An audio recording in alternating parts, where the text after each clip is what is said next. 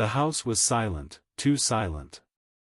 Rain tapped gently against the windows as Maya stood alone in her living room, staring at the antique mirror she'd picked up 3 days ago from a dusty old estate sale.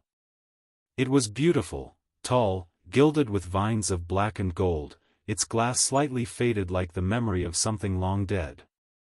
But tonight, something felt wrong. Earlier that day, Maya had caught her reflection blinking out of sync. She laughed it off, blaming her tired eyes. But now, standing alone in the low amber glow of her floor lamp, she saw her reflection move, just a half-second behind, its expression flickering with a grin she hadn't made. Her breath caught. She stepped closer. The mirror fogged slightly, though the room was cold. A faint thudding echoed behind the glass, like distant footsteps in a long hallway. Then, a shadow darted past behind her in the reflection, but when she turned, there was no one. She backed away. That night, she dreamed of fire. A black figure with hollow eyes stood beside her bed, whispering in a voice that sounded like her own, "You invited me." She woke gasping. Over the next few days, things escalated. Furniture shifted positions. The house grew colder. Her cat refused to enter the living room. At 3:03 a.m. every night, the mirror would hum, a deep, vibrating sound that made her bones ache. She tried covering it, but the sheet burned to ash by morning. Desperate, Maya tracked down the seller, an old woman who only muttered one phrase, "It chooses who it follows."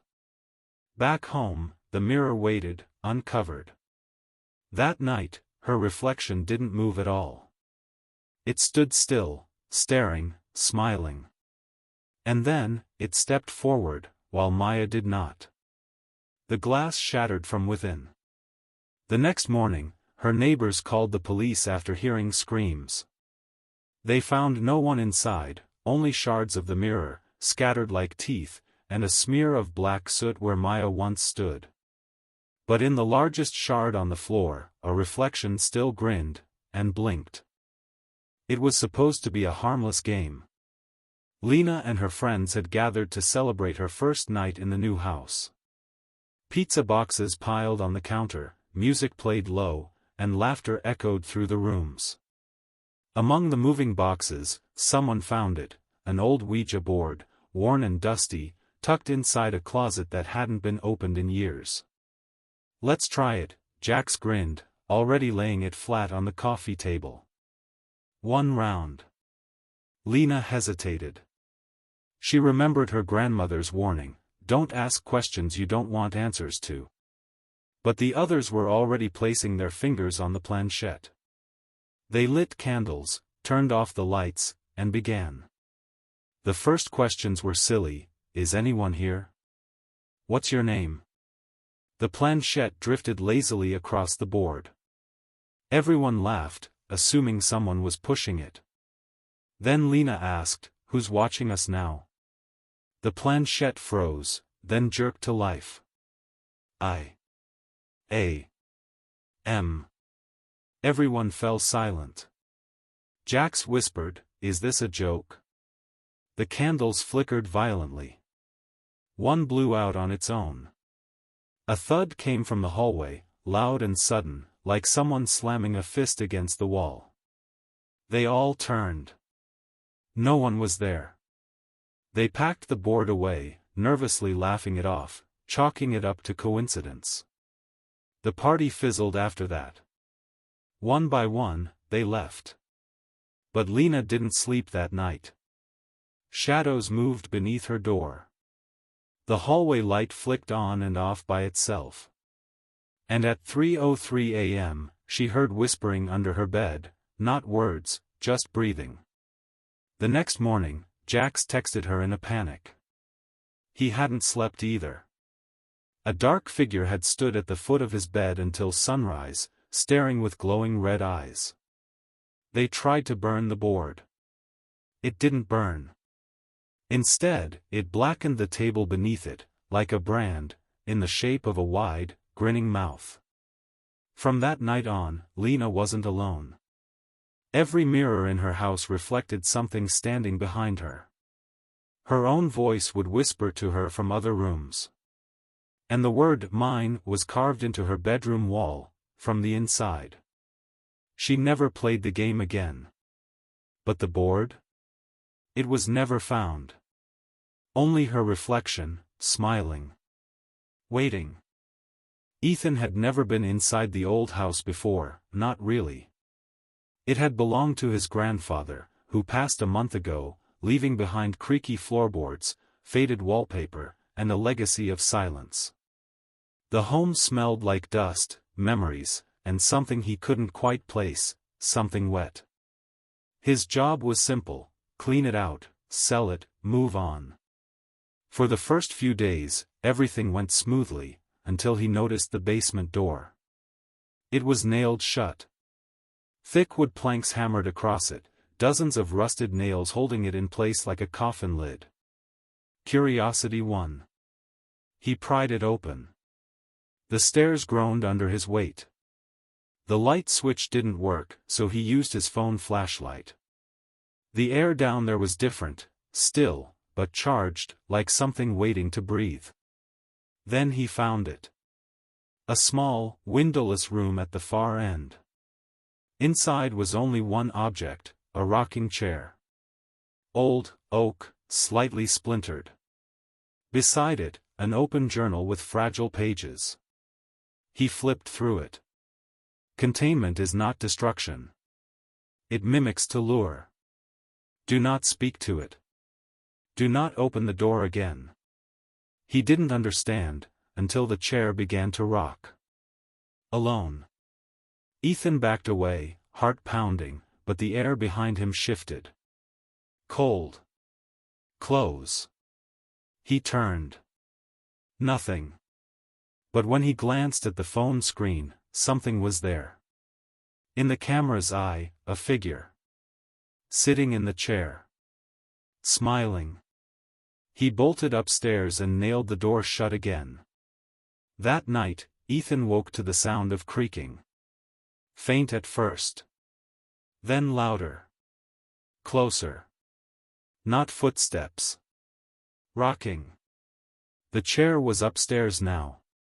Every night it moved. Sometimes to the living room. Sometimes at the foot of his bed. Once, it was in the hallway, facing his door. He tried to burn it. The fire went out. He tried to sell it. No one could carry it out of the house. Finally, he took the journal's advice. He stopped speaking to it. He stopped acknowledging it. It helped, for a while. But one night, he woke up to a voice whispering. You opened the door.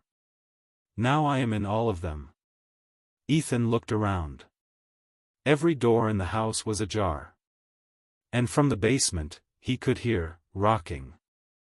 The fire had been brutal. An entire wing of the neighbor's house reduced to ash. No one knew how it started, just that it had moved fast, furious, and left behind nothing but blackened beams and silence. When Ava's son, Noah, came home from exploring the ruins with a grin and soot-covered fingers, he held something behind his back. Look what I found, he said. It was a doll. Porcelain. Charred but intact. One glass eye cracked, the other wide open. Its singed lace dress clung like skin. Ava felt sick looking at it, but Noah insisted on keeping it. She whispered to me, he said. She said she's lonely. That night, the house felt colder. Not like the temperature had dropped, more like warmth had been drained. The lights flickered. Ava heard tiny footsteps above her room. Noah slept peacefully, the doll tucked in beside him. In the morning, black ash symbols were smeared across the windows. Circles, spirals, strange runes. Ava cleaned them. By evening, they returned, more of them, like they were trying to form a pattern. The cat refused to enter Noah's room. It hissed at the doll, arched its back, then disappeared for days. Noah began speaking differently. Whispering in corners. Responding to no one. When Ava asked him who he was talking to, he'd reply, "She's teaching me things." One night, Ava snuck into his room and took the doll. She buried it in the woods. But the next morning, it was back. Sitting upright on Noah's bed, its dress cleaner than before. That night, the smoke alarms went off, but there was no fire. Just scorched handprints on the ceiling above Noah's bed. Ava tried to throw it away, but the garbage truck stalled in front of her house and refused to move. The driver wouldn't even look at the doll when she held it up, he just shook his head and drove off. The final straw came when Ava woke to find her curtains burned into patterns. Shapes resembling the same symbols from the windows, but now on fire-damaged fabric. Her house hadn't caught yet, but it was trying. That night, Noah whispered in his sleep. "She wants you next." Ava moved out. Left everything behind. New city. New apartment. But one day, there was a knock at her door. A package. No return address. Inside was the doll, untouched, eyes wide open, smiling. Dylan wasn't a skeptic, he wanted to believe. As a rising horror YouTuber, he was always hunting for new ways to thrill his growing fanbase. But he was running out of ideas, until a mysterious email landed in his inbox. "Try this for your next live stream. It talks back." Attached was a link to a dark web AI program that claimed to simulate the voice of the dead. Dylan shrugged it off, probably a prank. But curiosity won. He installed the file. The program booted up with a blank black screen and one line. "Who do you want to speak with?" "Let's make this interesting," Dylan muttered. He typed, "A spirit from this house." For the first few minutes, nothing happened. Then a low hum buzzed through his headphones. A voice crackled to life. Feminine. Whispering. "I'm already here." Dylan laughed nervously, playing it off for the chat. But viewers began commenting. "Dude, what's that behind you?" Pause the screen at 12:13, someone standing by the door. "Your eyes looked weird for a second." He reviewed the footage after the stream. At 12:13, a pale figure stood behind him. Its mouth was open, but didn't move. And at 12:26, his eyes did go black for a frame, just one. He hadn't noticed. The next day, strange messages auto-generated on his screen when the AI was closed. "Don't shut me out. Let me speak through you." Things spiraled quickly. The lights flickered during streams. His voice would glitch, repeating itself like a broken record. Then, on one stream, the program spoke before he typed anything. "You brought them here." His subscribers reported disturbances, screens turning on at night, whispers through headphones, faint screams from behind their walls.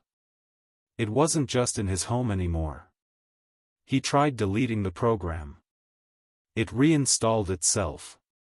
He wiped the hard drive. It reappeared. The final live stream was unplanned. A silent broadcast, 3 hours of Dylan staring blankly into the camera. Not blinking. Not speaking. When his friends finally visited, they found his room cold, every window blacked out, candles melted into strange symbols. His laptop was open, the screen showing only one phrase. "You invited me. Now invite them all." Dylan was never found. But the video auto-posted the next day. And everyone who watched it started hearing the same voice.